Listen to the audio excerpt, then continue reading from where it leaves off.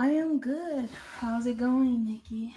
It's going. It's been a minute since we have gone live, and we always talk with each other. So it's not about us, talking and getting caught up with what's going on with each other, but talking to one another and sharing our conversations with everybody else. It's been a minute since we've done that.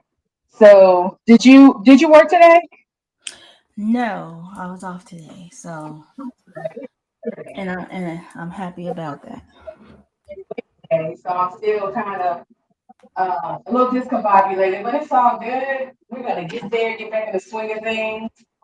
Um, I wanted to have our conversation today based on these logical fallacies because if nothing else, we have discovered, well, not really discovered, we have accepted that people enjoy arguing. So there are often times where people kind of question why someone either doesn't offer a counter argument or engage. And oftentimes it's because sometimes people just really, really, really don't make any sense. So, with that being said, let me go ahead and play the intro, and then we will delve into what we have for our um, co-creators. Today, sometimes I get carried away.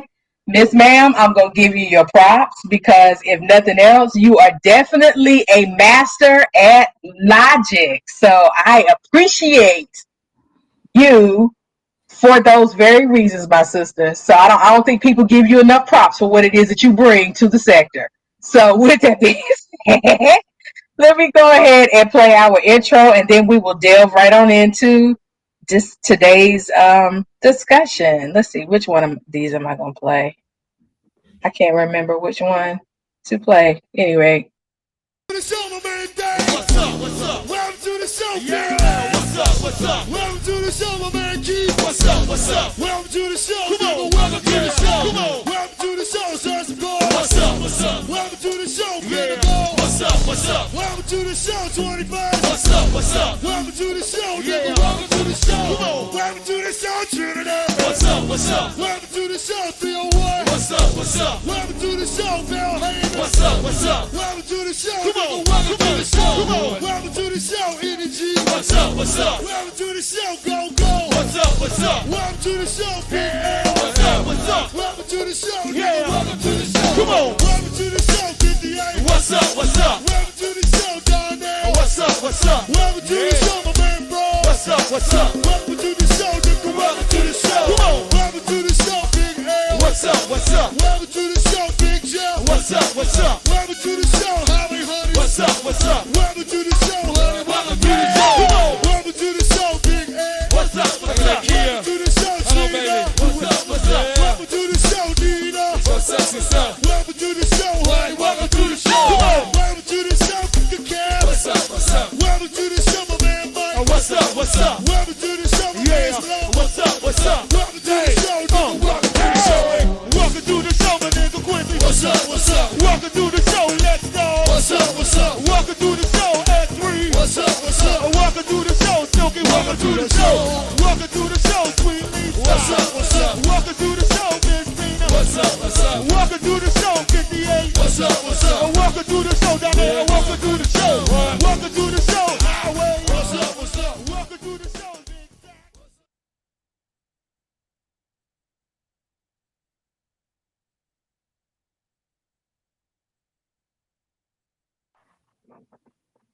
All right, Josephine, I actually missed that intro. That's one of my favorite songs by this group, and anybody from the DMV area knows this group. The name of the group is called Rare Essence, and that's Welcome to the Show, featuring one of the artists up there that I actually manage and is one of my business partners with this entertainment company that I have, or LLC that I have.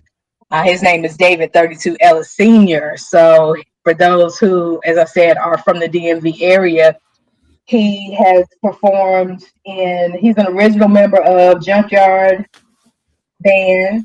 He's an original member of Northeast Groovers. He's an original member of the Mix Band. He's also used to be a member of Red Essence himself. So again, one of my favorite go-go bands of all times outside of the great Chuck Brown. There is none better than Chuck Brown. So tell me a little bit about what's been going on with you. How was Christmas and your New Year's before we delve into today's discussion? Well, my Christmas was very quiet, relaxing, and so was New Year's. I did watch a couple of movies during the between Christmas and New Year's, and a couple of TV shows on Netflix. And did I cook? Oh yeah, I did cook. I cooked on actually I think I cooked more on Christmas, but that rum cake was fire. That's all I have to say. Okay.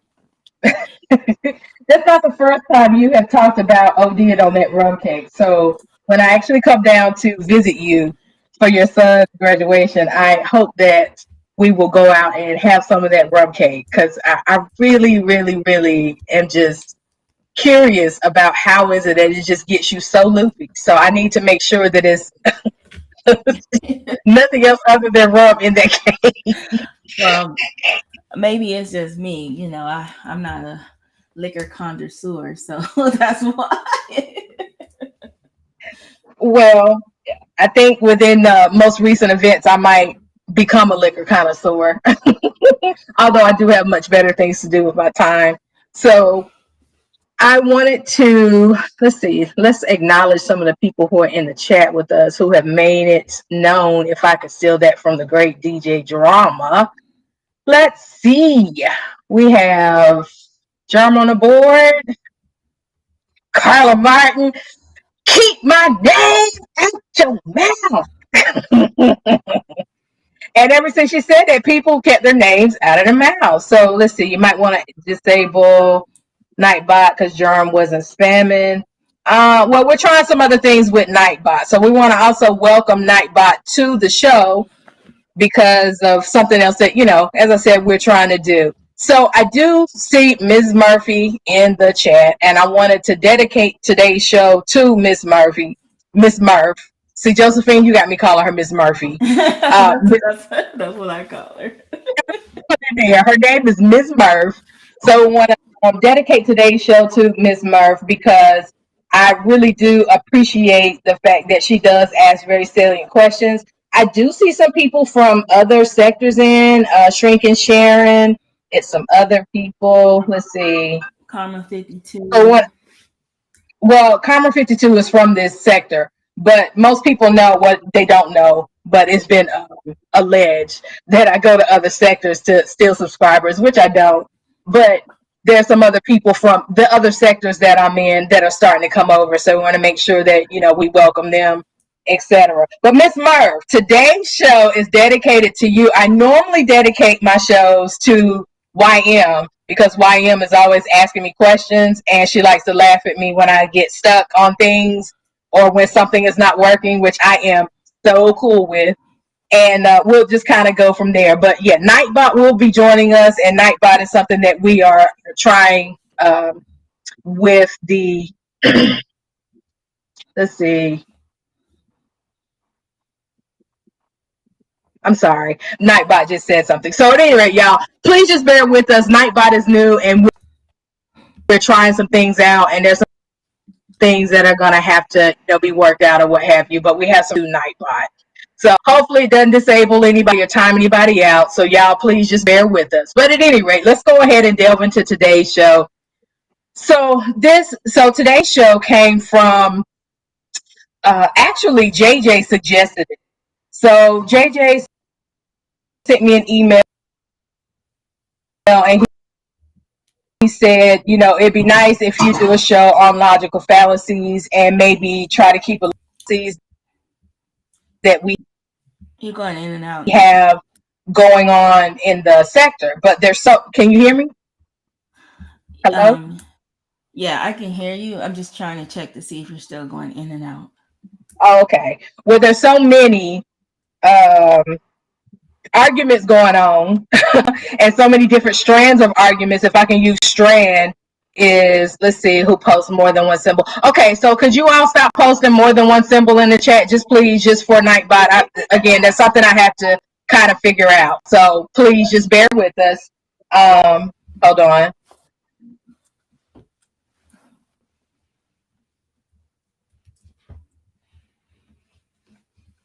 So please just, bear with us in Nightbot, okay? We're trying some things out, okay? We're trying to grow and do some other things over here, okay? So just work with us. So, again, I was saying that JJ sent this to me, and his idea was, there are a lot of logical fallacies going on in the sector, and he said it'd be nice if somebody would keep up with it or do a show on it. So I'll do a show on it, but I will not be charged with keeping up with all of the logical fallacies. And in fact, let me see if I can go in and disable Nightbots. Let's see. Shrinking Sharon says you could change the amount of emojis that's allowed in your chat. I have Nightbot as well, so it depends on how you set up your settings. Thank you so very much. I will make note of that, and I'll go back in and change that. But again, for the meantime, just bear with us. Okay. So let's go ahead and delve into today's show. Oh, wait. So let me do my trigger warning, because somebody's going to get triggered with regard to everything that we say or do. Someone is always going to be triggered. And guess what? Today, you're just going to have to continue to be triggered. I also want to post over, Josephine and I want to post our disclaimer. This is the disclaimer in addition to YouTube's disclaimer about, stealing other people's stuff. Please either send us an email and ask, or give us credit. If not, I'm gonna have to go bowling on you, and I mean it, and I don't feel bad about it. So moving on from there. Let's go ahead and delve into today's discussion. So we're going to talk about logical fallacies, and because this is so richly complex, oh my goodness, I didn't think I was going to ever get this finished. We're going to start with the classification. So please understand that, one, I do know that there is some overlap, because some of the logical fallacies, will fit in multiple classifications. So please just, work with me. There's a method to my madness, and this will kind of be another mini series, because, gosh, we would have to be on like marathon hours to, actually go through all of this stuff. So today's agenda, we're going to do the introduction. We're going to talk about the fallacy classifications. We're going to be defining terms, and then we'll go to the so what and the who cares. Okay, so logical fallacies. Logical fallacies are solid arguments that are based upon evidence and reason. Not necessarily proof, but evidence and reason. Their power to convince exists because they are built on logic and supported by honest thinking. We want to make sure we highlight honest thinking, relevant facts, evidence, and/or examples. Solid arguments can stand up to scrutiny. Okay? Logical fallacies are defective, even dishonorable arguments. They are based on faulty and unreasonable sense of logic or manipulated evidence, though they are often presented with energy and conviction. So, Josephine, do you have any comment about, or anything you'd like to add with regard to evidence being presented with energy and conviction and lying? Yes. So Any observations there? yes. So a lot of times when someone's trying to convince you, they'll just say, please listen to me. I'm trying to tell you how I feel. And so those are that's trying to convey, trying to show things with emotion, and present the facts with emotion, but necessarily that doesn't mean that it's factual. It just means that they're just presenting some type of emotion. So Absolutely. And sometimes this is where we get the term, or the term is thrown around quite a bit with drama queens. And one of the things that I like to say about myself is that I am not a drama queen, but I am definitely theatrical. So it's a performance, all the world's a stage, and I need a co-creator in order for whatever I'm pulling or whatever I'm trying to do to be successful and to come across effectively. Okay, so moving right along. So these next three slides are all fallacy classifications. So you have ambiguity, you have attack, you have Aristotle's 13, you have assumptive, assertive, appeal, and analogy. So I will go into depth about each one of these. So I do have definitions here for each one, but I'm not going to stop and spend a lot of time on this per se, because I'm going to delve into it as we go through each one of these categories. Okay, so continuing on with the fallacy classifications, you have linguistic. And when I say these terms, that means linguistic fallacies, inductive fallacies, falsehood fallacies, etc. So we have distraction, deductive, causal, and non-sequitur. Now, for any of the people who are present or in the chat or who will watch this in the replay, if you are an academician or you're an academic, non-sequitur is probably one that you will see your professors use quite often. I know I did when I was going through my writing my dissertation, because oftentimes I would submit something, and when you're trying to hold a particular argument for 25 to 30 pages, sometimes you may say something that either needs to go into the next chapter, or it doesn't make sense based on the argument you started 25 pages ago. So it is it is very common and very likely for you to say something and you'll see in the comments non sequitur, which means this, I don't follow this line. It doesn't, something is not working with what you initially said you were going to follow for these next 25 pages or so. So that term there actually has some trauma associated with it for me. Okay, and then the last three of the classifications would be relevance, syllogistic, and threat. Now, syllogistic and Aristotle's 13, those would be like your classic forms of argument. So one of the things that I want to put into play for this discussion is that essentially everything we do is an argument. I remember I was on a panel in our sector, and I was having not a disagreement, but a discussion or conversation with another one of my fellow sector mates. And I kept saying, well, then what is your argument? And the person kept misunderstanding, thinking that I'm saying I want to argue with you, when what I was saying was, well, then what is your main idea? What is your thought? So what is your thesis? So in academia, when we are reading something or engaging with text, one of the things that we try to find is, what is the writer's argument or premise or main idea, or what's the point of the story? All of those things mean the same thing, but depending on the environment in which you use it, people will use different words. So it just depends on how sophisticated you are and what you're engaging with. It will cue up a certain term. They'll say, what's the main idea? In college, they'll ask you, what's the writer's argument? It's the same thing.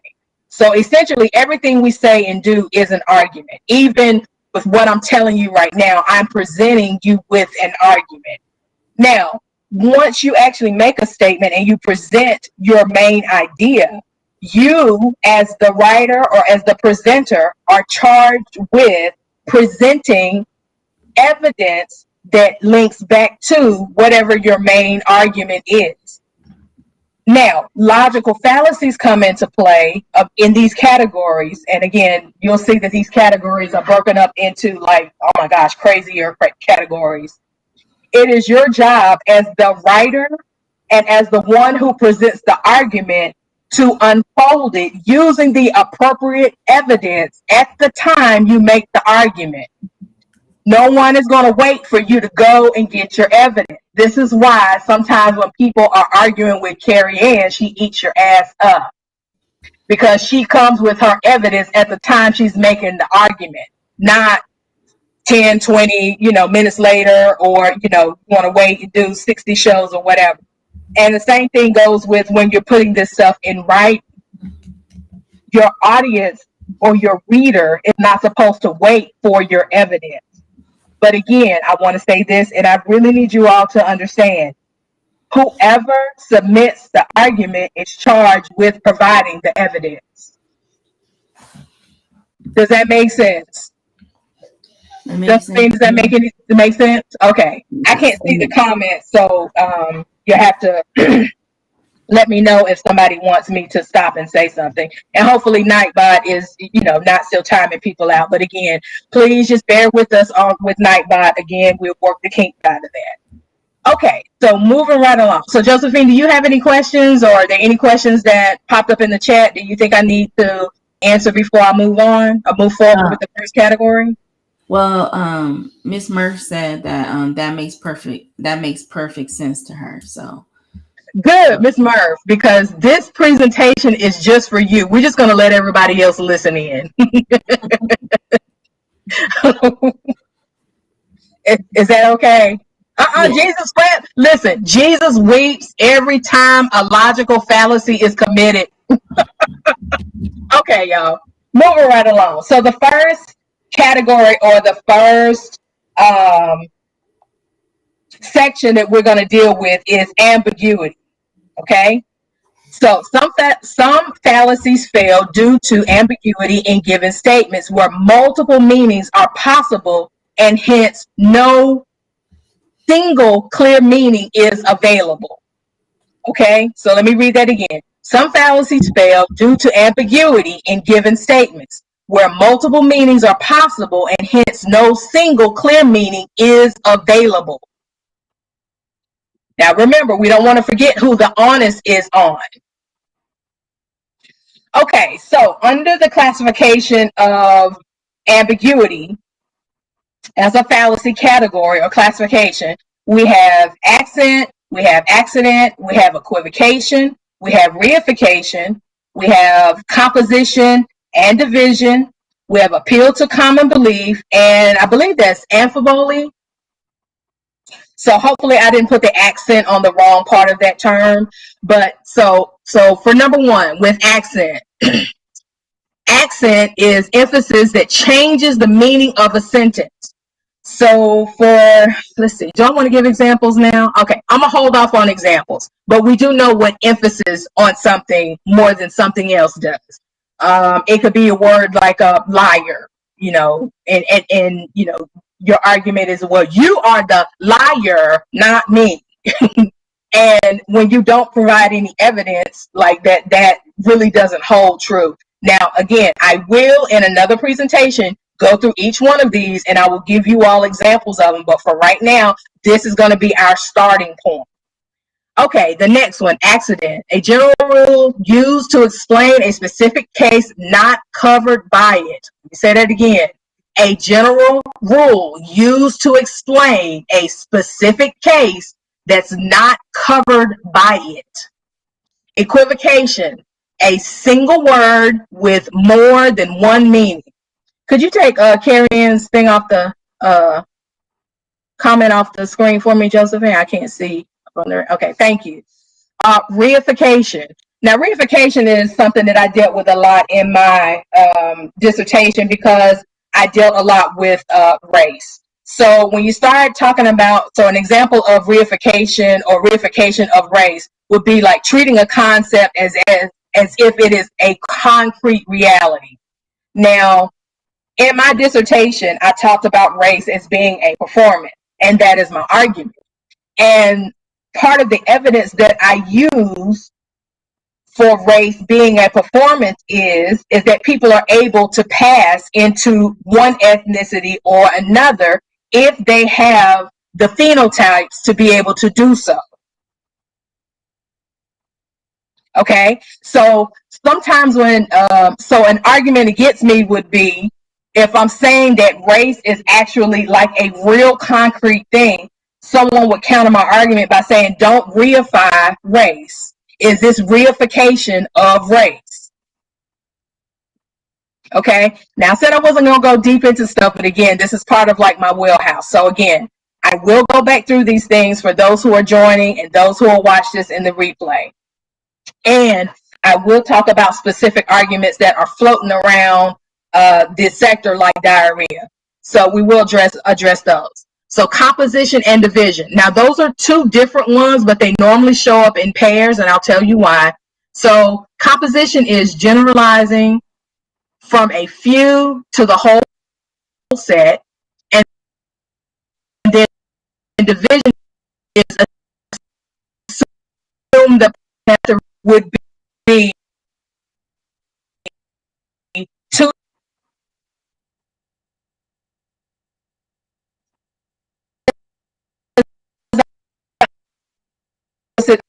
of the other. So appeal to common belief. If others Nikki, you're getting believe bodied by your it to be true, it must be true. Say what? Nikki, you're getting bodied by your internet. But Hello? I say you got bodied by your internet. Hello, can you hear me?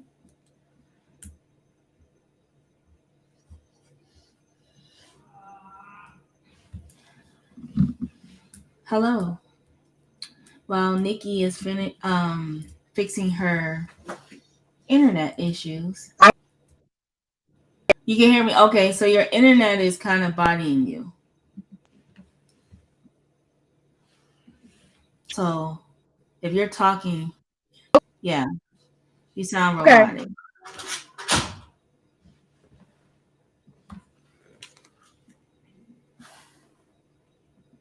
No, it wasn't your AirPods, Miss Murph.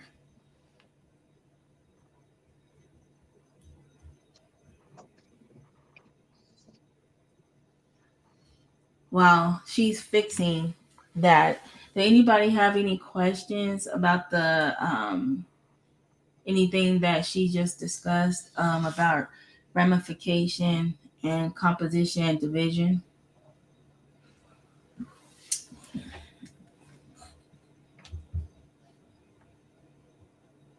No. All right, that's cool. I'm sorry, Very. Hi, Very Perspective. The Nightbot got you because you were you put in a lot of emojis, but Nikki will fix that after the live to make it where you could put more than one emoji. So, but she'll be back. Hi, KKC. So the last one is appeal to common belief. If one believes it to be true, it must be true, right?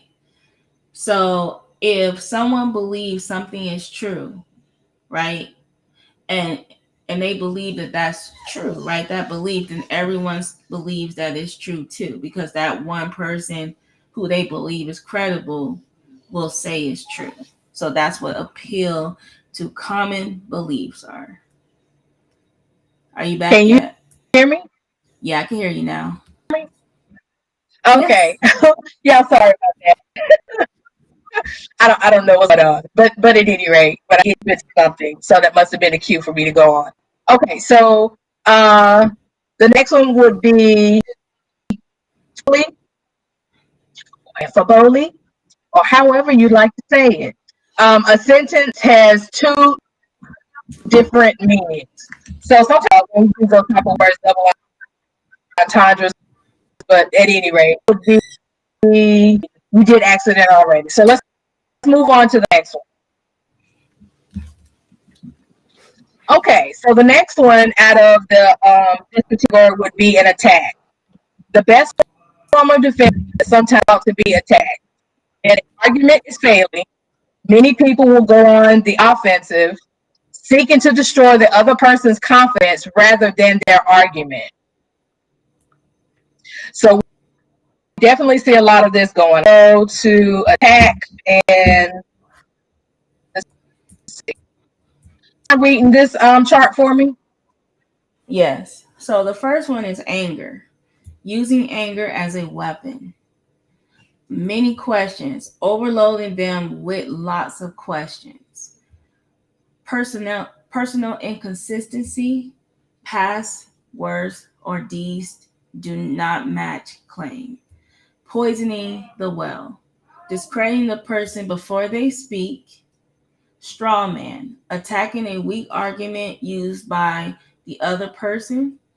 Attack the person, distracting them from their argument. Social conformance, agree with me or be socially isolated. Appeal to ridicule, mocking the person's claim. And yeah, this is very, very Yeah, popular Marcus in this sector. claim. Right. Absolutely. And we know that attack the person referred to as an ad hominem fallacy. So it's not about the argument person is saying, you just want to attack that person personally, not what it is that they're talking about. And I also want to throw this out there as well. People are not always arguing about what it is they're upset about. And oftentimes we can find it in some of these logical fallacies. And when you're able to spot them out, then you can kind of change up the way the discussion is going to hopefully try to get to the bottom of what's the real contention here. Thank you, Josephine. Would you like to go to the next one too? Analogy. Now we are so Black folks are real good with analogies. Well, I'm not saying white folks aren't and any other people, but Black, if I hear one more goddamn analogy, go ahead. Yeah, that's me. Analogy all day. And that's my go-to. So analogies is a very useful way of explaining by taking a new idea and finding a similar but known idea in a familiar domain. Other attributes of the familiar can then be used to explain further aspects of the new domain. This is, however, a hazardous activity, as although things may be similar in some ways, they are seldomly identical, and useful comparisons can easily go too far. So that falls under false. When people say what do a lot of people say in the sector now? False equivalency. So go ahead and read this as well. Okay, so composition, generalizing from a few to the whole set. Divisions, assuming the parts have the characteristics of the whole. And false analogy, X has property Y, Z is like X, so Z has property Y. Absolutely. Now, something else that kind of falls up into this category as well would be like false metaphors and things of that nature, because they'll take two things that are not or that don't usually hang out and say that this person is that without, proving your argument. So let's move on to the next one. Let's see, appeal. You want to do this one as well? Yes, a common form of fallacy is rather than to present an objective argument that stands on its own legs, makes some form of appeal, pleading with the listener to accept a point without further questioning. Ooh, good Jesus. Like I'm about to start doing a holy dance in here, and I don't do holy dances. So again, we need to bring this home because this is so important. Right. An argument that cannot stand on its own two legs. So what you do is plead with the listeners to accept a point without further questioning you. Imagine you being able to mic drop on every single thing that you say. Good Lord. So let's go and look at how gnarly this category is, because it has a whole lot of things that fall up under it. So let's go here. So all of these fall up under appeal fallacies. So I don't know. It's a lot up here, Joe. You want to tackle this one? Let me see if I can move this. Okay, so I won't be able to read the ones on the side because you're covering it, so you're gonna have to go through your presentation to get that part. But I'll read appeal to authority, referencing an expert, appeal to common belief and popularity, If others believe it to be true, it must be true. Appeal to common practice. If others do it, it must be okay to do it too. Appeal to novelty. Newer is better. Appeal to ridicule. Mocking the other person claim. Appeal to emotion. If it feels good, it must be true. Appeal to trust. Trust me, I'm a lawyer. Appeal to ignorance. Accepting circumstantial evidence. Appeal to spite. Play on their negative feelings for others. Appeal to flattery. Making them feel good. Wishful thinking. A is true because I want it to be true. Appeal to sympathy and pity. Going for the sympathy vote. Yeah. Okay, and then gaining. Let's see. So that's appeal to fear and force, gaining compliance through threat. Appeal to tradition. It has always been done this way, so this way is right. Ooh. Moving right along. Aristotle's 13. Now, Aristotle is one of my favorite people, not just because of him pretty much coming up with this idea of classically this way of how one should argue, and he's the one that gives us logos, pathos, and ethos. He also is near and dear to my heart because of what he does in the theater with the way he's the one that gives us like the action or the conflict, the climax, and then the rising, fall, and all of that. So I can't say all of those things just yet, like I'm supposed to, because I'm having a brain fart. But at any rate, you all know what I'm talking about. For those who teach, it's that triangle that where you take an action, you go up the triangle to the climax, and then down the other side to the resolution if there is one. All of that stuff comes from Aristotle. So, argument is often used to mean heated and emotional exchanges. Argument here is just the opposite. Arguing with pure logic or argumentation is a fine art that has been refined over many centuries. One of the earliest and best was Aristotle, and the modern art of argument has developed from the Athenians onward. So, Aristotle. So Aristotle has 13 fallacies. Again, a lot of this stuff, there's a lot of overlap. So please don't think that, I'm not aware of that.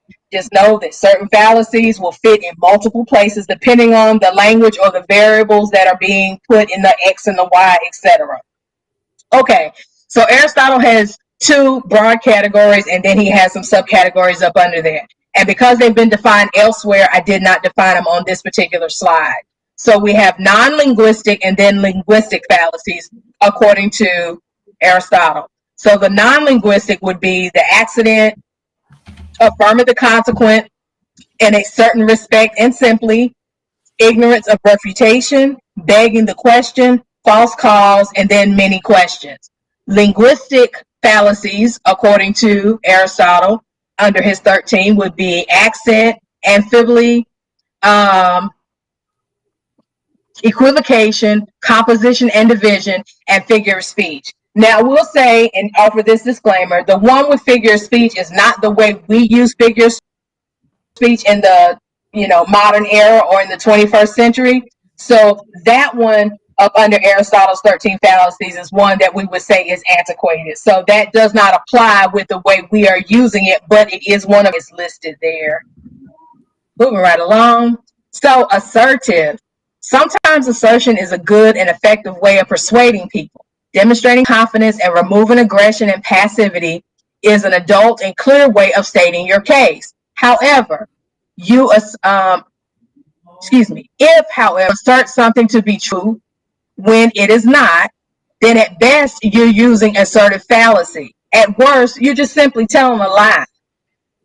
And with Nightbot would say you're telling ass lie or any other color ass lie. So assertive fallacies, there are three that fall up under there. You have appeal to authority, again, which is an expert. Argument from ignorance, which would be accepting circumstantial evidence, which is normally how people often argue. Okay, assumptive. Joe, I'm gonna kick it back to you.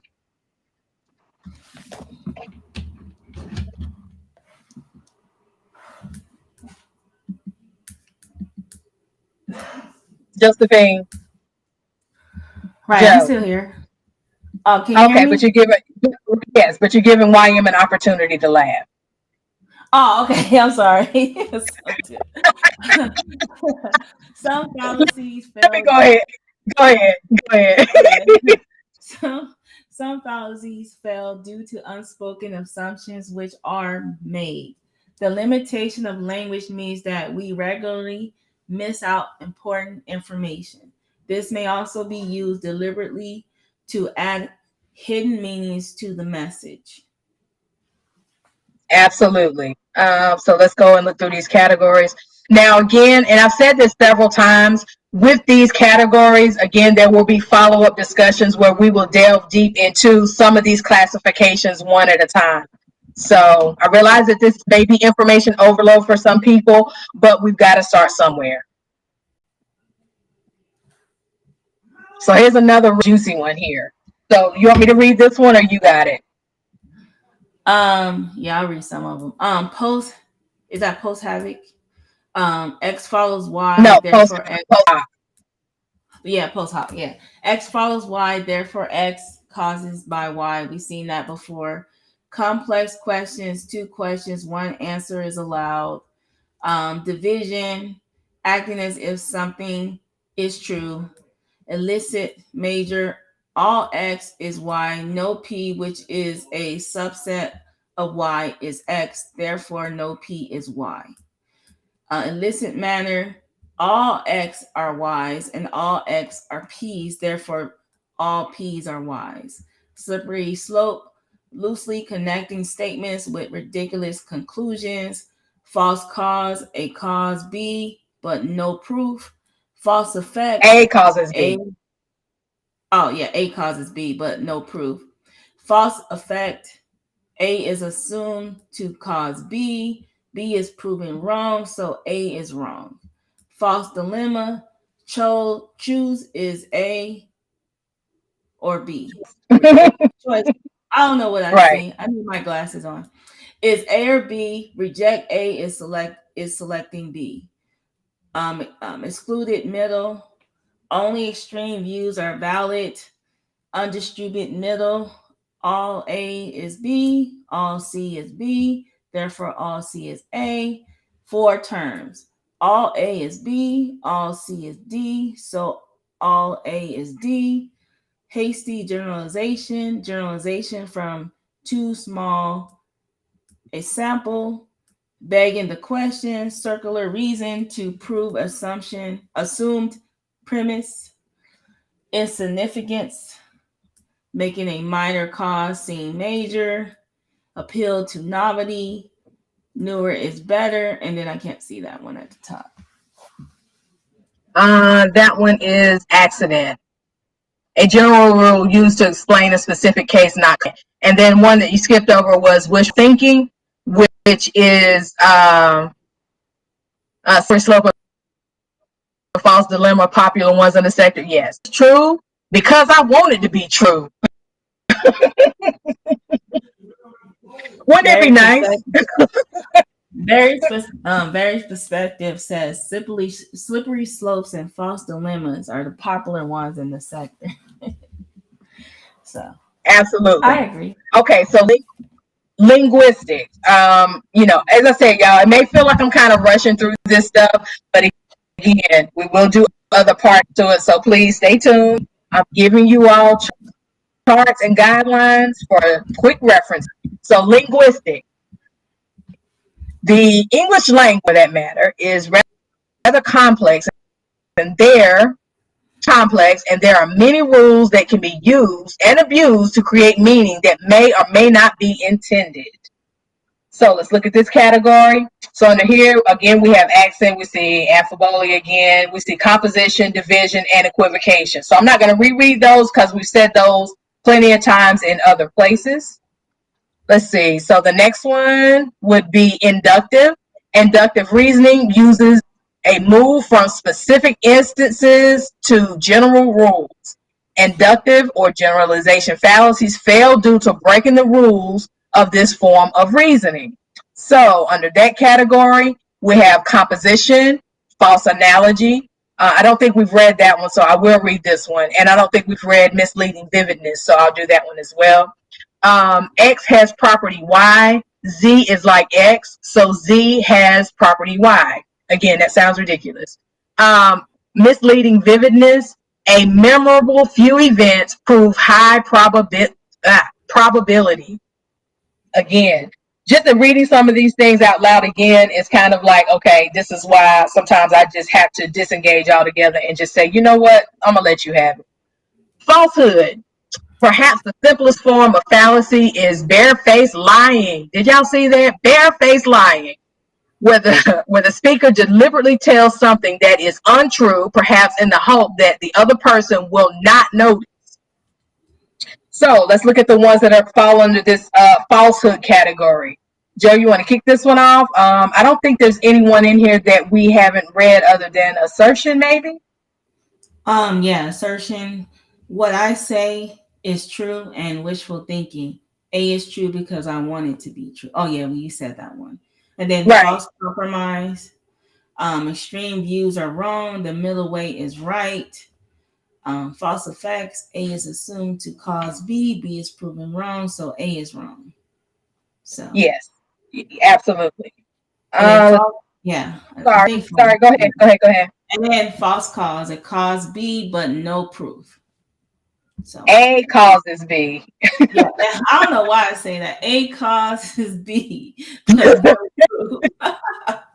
You say that because, again, it looks like it's at the beginning of the sentence. And I think if I go back through and do this, I may make the letters different colors. I don't know. Yeah. I'll look for feedback from the audience to see, because, again, I want to make this so that it is useful to other people. And, again, we will make mistakes. I'm not as perfect as some people think, but I'm also not as fucked up as some people think. Distraction. One way of winning an argument is to distract the person from the real point, leading them up to the garden path of a side issue or something completely irrelevant to the real subject. This is what I mean by people are not arguing about what they're upset about. The main argument may thus never be completed to a logical conclusion, especially if agreeing with the side issue can be substituted for the real argument. So again, this idea of distraction, I think that in our sector, and I would probably say in any sector, most sectors, distraction is probably the number one fallacy, or the way people kind of get caught up with the lies people tell, or trying to do this Jedi mind trick. So there are a lot of the ones that we've already read up here as well. So I think, we've done straw man, we've done many questions, appeal to authority. So repetition, repeating something makes it more true. Like when people say it over and over and over again, that doesn't make it more true. You might as well just click your heels 3 times and go on to Oz. Let's see. Conspiracy theory. This is another one that I found interesting to be up under this particular classification of a fallacy. Reframe refutation as further proof. So we hear this term conspiracy theories quite a bit, so I'll definitely do a deep dive into that one. Reductio ad absurdum. False X is silly, so X is true. Red herring, we hear that quite a bit. Distracting with an irrelevancy. Complex question, 2 questions. Again, one answer allowed. We did say that one. Poison in the well, we've done that one. Style over substance. An attractive presentation makes it more right. So let me pause on that one for a second, because I just can't help it. Some people really think that because either you are not passionate about what it is that you're saying, or if somebody speaks to you in a very calm and mundane voice, that you are the person who is right, and that what you're saying is the most logical. So style over substance. Again, you have to start listening to what's coming out of people's mouths, not necessarily because you say it in this very calm and calm way, like you're in a therapy session, that it means that the person based on outside authority. I'm cooking right now, but did you mention a fallacy that's based on outside authority? You mean as an expert? That would be appeal to authority, referencing an expert. Is that what you're talking about, YM? If not, again, I will redress it. So anybody who has asked a question, I do get back to those things. But this, again, of style over substance. And then some people feel like if you yell loud enough, that means that you're right. So the loudest one wins. Again, you got to start listening to what people are actually saying as opposed to how they're saying it. It doesn't mean that either one way or one style of argument is better than the other. It's all about what it is that you say. And let's see, I think we've done all the ones on this one already.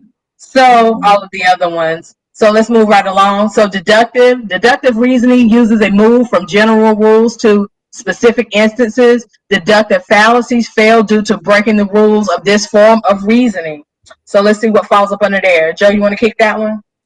Accidents, a general rule used to explain a specific case not covered by it. Appeal to common belief. If others believe it to be true, it must be true. Appeal to common practice. If others do it, it must be okay to do it too. Begging the question. Circular reasoning to prove assumed premise. Illogical fallacies, which is a popular, ecological fallacies. Conclusion about individuals from group data. Exception fallacies, concluding about groups from individual data. Why are you laughing? Because it means the same. It does. Yeah. All right. And so, it doesn't make sense. So this is why sometimes when people are arguing or when you approach an employer or a professor, like if you're a student, teacher, classroom type thing, or maybe an attorney, client, judge, defendant, what have you. Sometimes when people say certain things in those situations, somebody might just burst into laughter because sometimes things are just that ridiculous, or minister to its parishioners, etc. So sometimes these things do warrant laughter and outbursts. So causal. One of the key ways we persuade is by demonstrating cause, that A causes B. When cause is used within an argument, yet there is something wrong with it, then we are committing a causal fallacy. Okay, y'all. I was trying not to make this over an hour, but we're getting close to the end. Let's see. So causal fallacies. I'm trying to see if there's one up here that we have not read. So we've read all of these before. No, we read all of them. No, we read that one before. How people often argue, but I was named the categories: false cause, hoc, false effect, insignificant, slippery slope, reductio ad absurdum, and begging the question. The next one, again, non-sequitur, which is, again, as I said, the bane of my existence.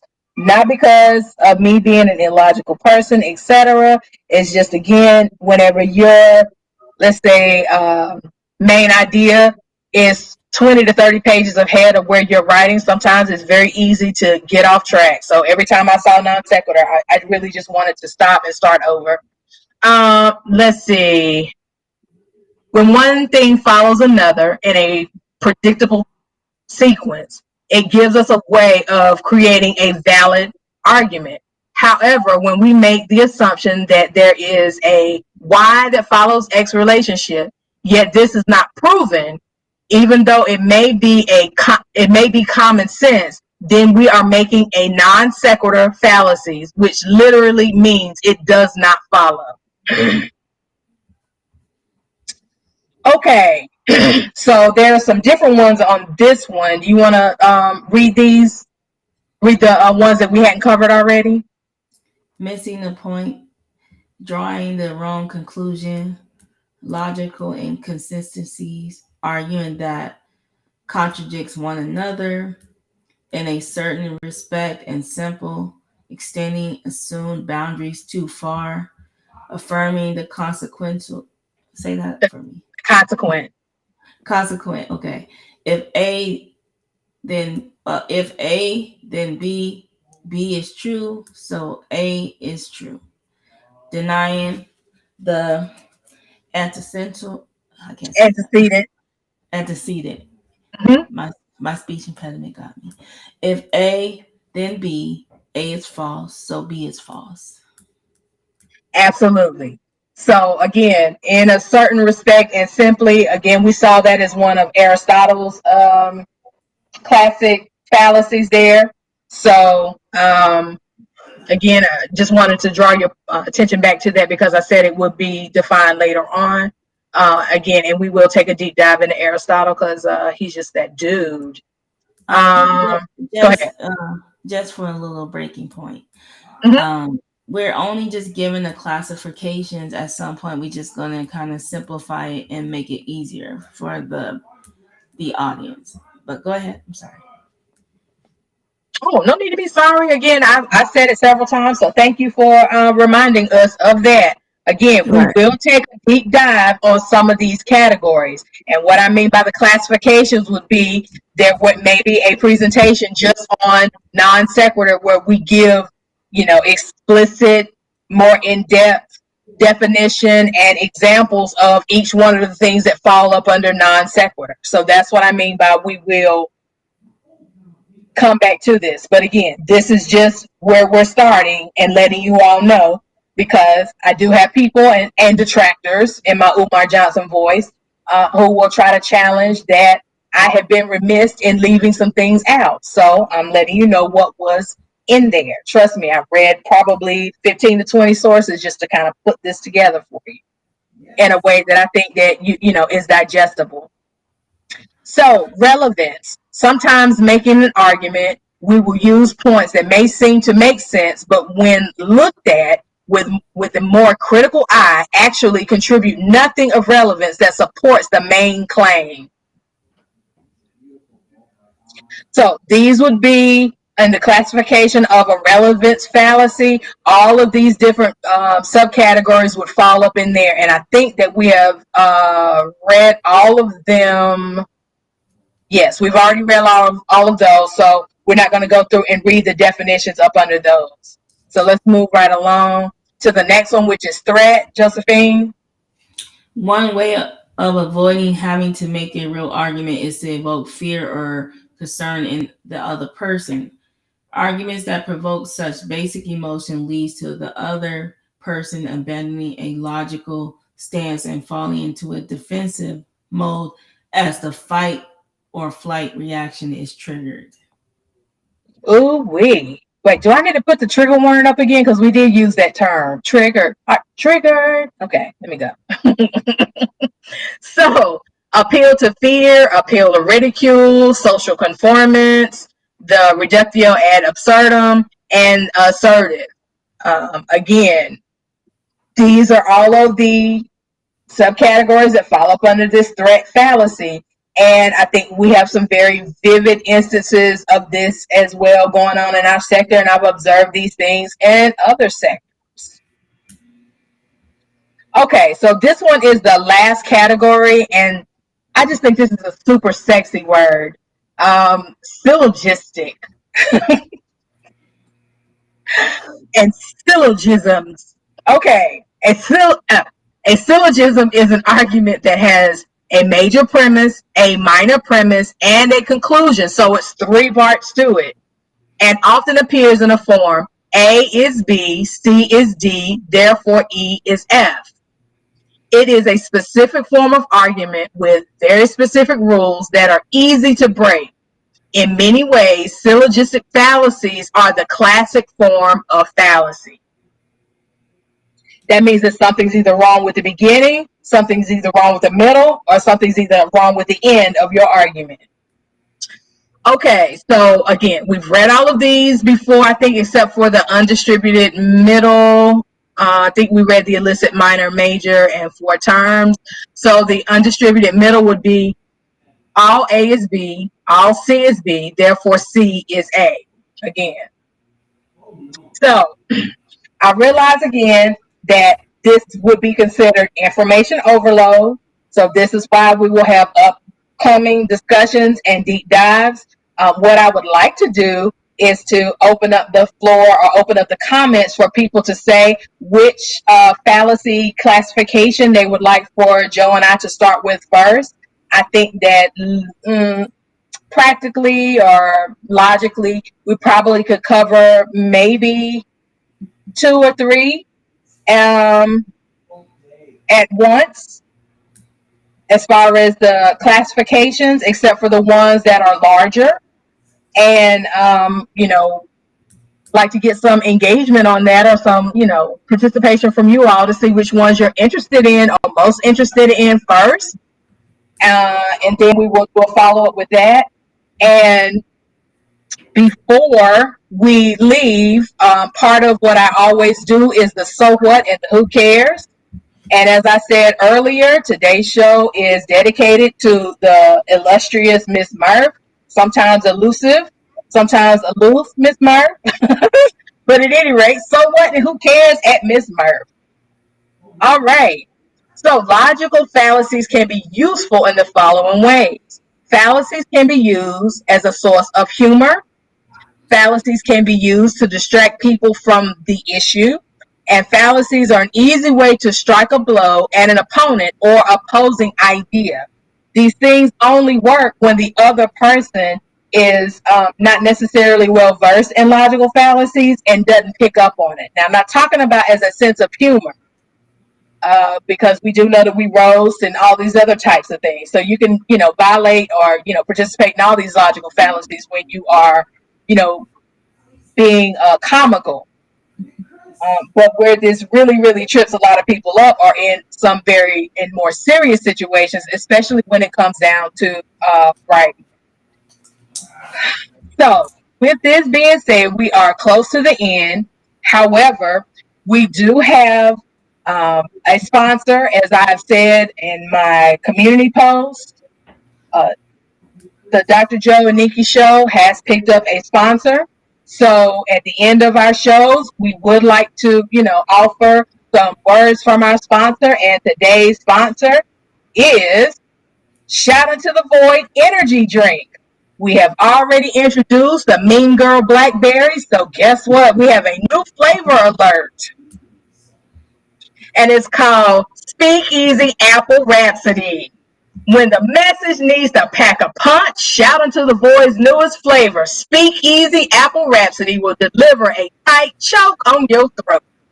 So, with that being said, we will go to the comments and entertain as many comments as we can within the next 15 minutes. And we want to thank our sponsors, and they do have more flavors coming. And Josephine, I would like to announce this exclusive. We have picked up 2 more sponsors, and they will be revealed at the end of next week's show. All right, so I think this one right here is a very good one. Mm-hmm. Tact fallacies. I think it's the most least convoluted, very simple. Mm-hmm. And so, well, we can go into the chat and ask them which ones that they feel. Listen, I'm so sorry about Nightbot. We are going to, and Josephine hadn't even put in any of the codes for Nightbot, so we are definitely going to work on Nightbot. Nightbot is tripping, but I know that I need to go into my settings. So thank you all for bearing with,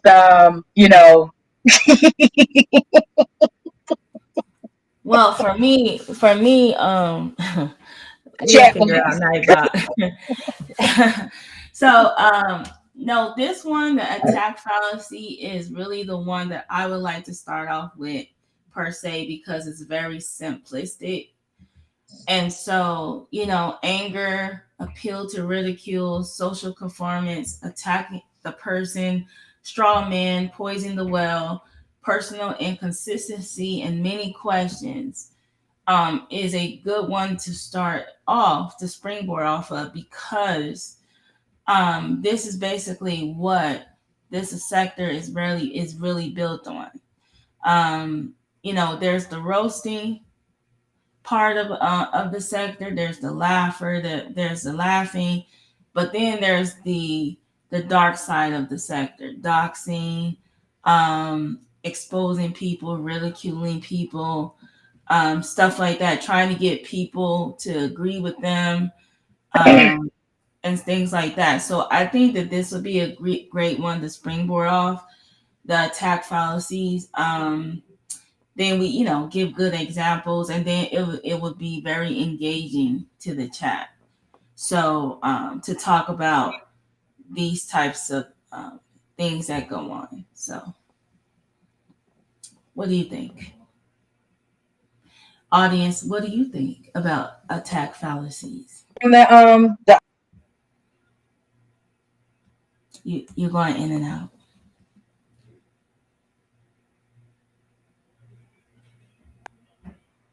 I am still. Oh, now you're there. Okay. No, yeah, you're good now. So yeah, it's up to the chat. Again, if they don't have any suggestions as of right now, then we can go to what's wrong, Carrie Ann?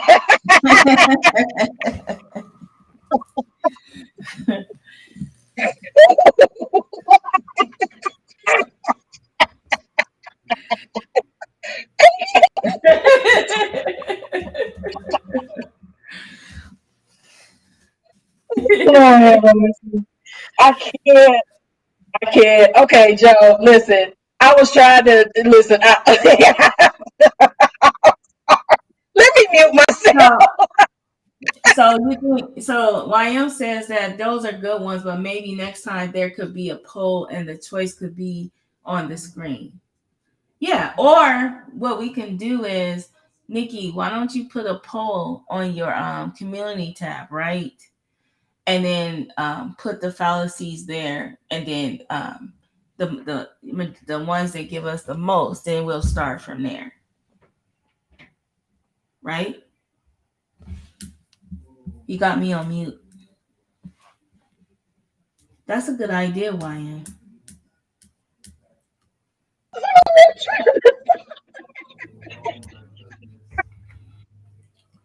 Miss Murph said attack and ambiguity are good to start with. Yeah, those are two good ones. Those are just my choice, YM.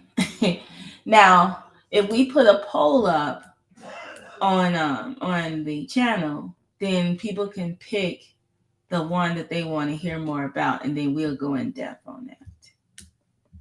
Can you do a poll in here? She got me on mute again.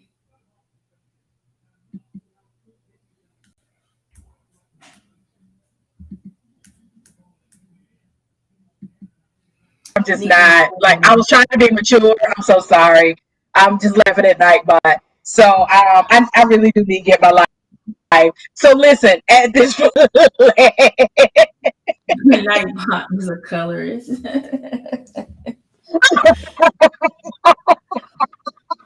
Lord. No, but what I think is, see, Nikki's not taking this serious right now because she's playing with Nightbot.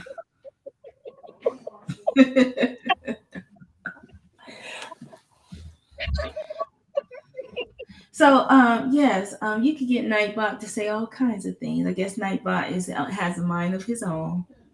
Is it a he or a she?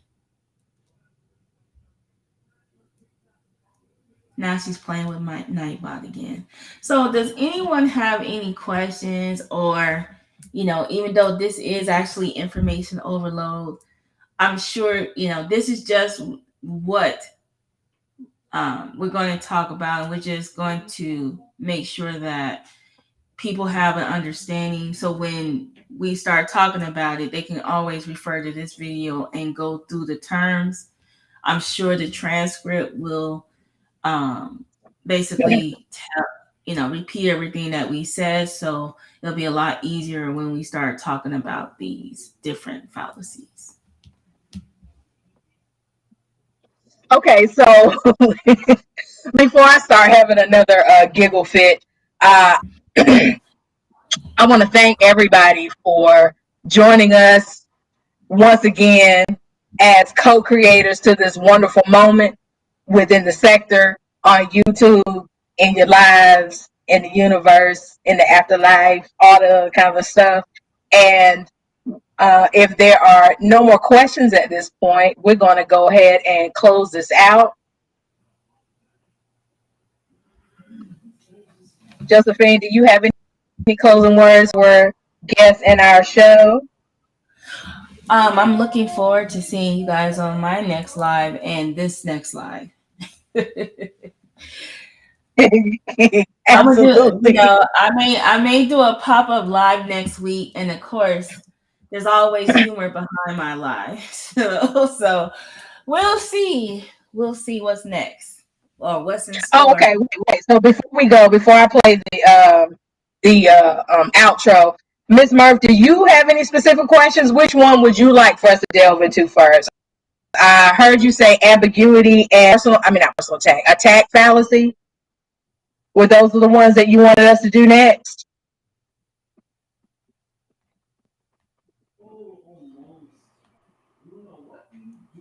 I'll wait just a second.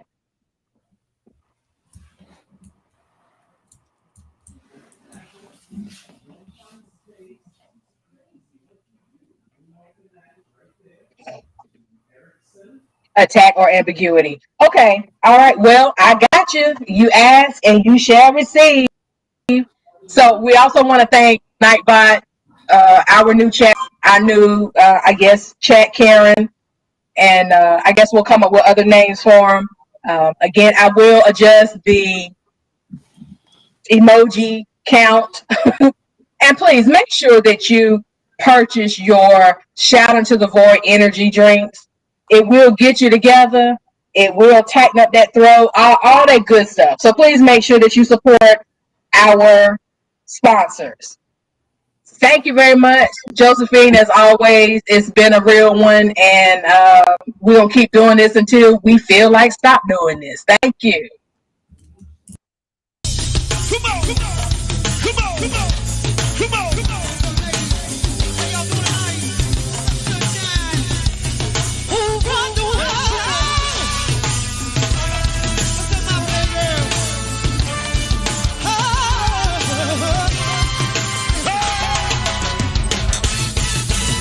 Some of them things is like we do. Come on, come on, come on.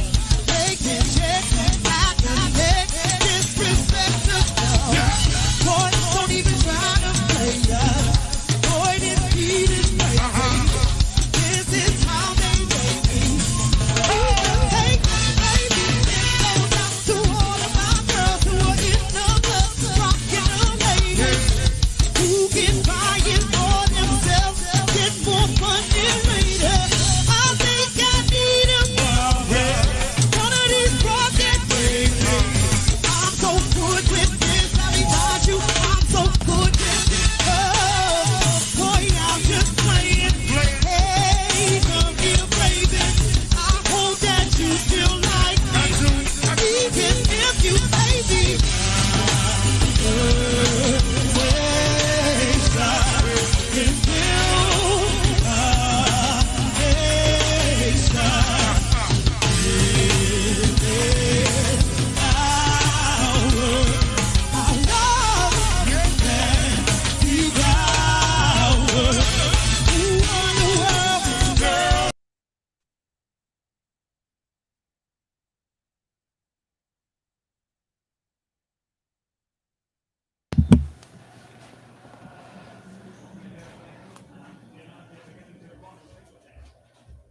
Yeah.